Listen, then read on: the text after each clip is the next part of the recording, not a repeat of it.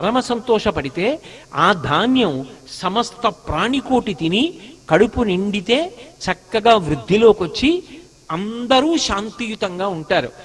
ఆకలి కేకలు ఉన్న చోట మీరు ఏ ధర్మ ప్రవచనం చెప్పినా ఎవడూ వినడు. ఆకలి కేకలు ఉన్న చోట శాంతి పాటించమంటే సాధ్యం కాదు.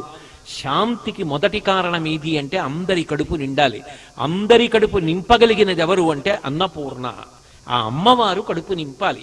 భూమి కొలత మారదు, కానీ ఎన్ని కోట్ల మంది పెరుగుతున్నా ఇంతమందికి అన్నం ఎవరు పెట్టాలి అంటే ఆ తల్లి పెట్టాలి.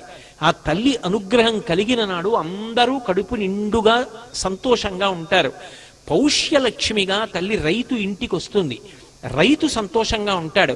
అమ్మయ్యా, ఈ ఏడాది పంటలు బాగా పండాయి, మనందరం సంతోషంగా కడుపు నిండా అన్నం తింటాం అని ప్రజలందరూ సంతోషంగా ఉంటారు.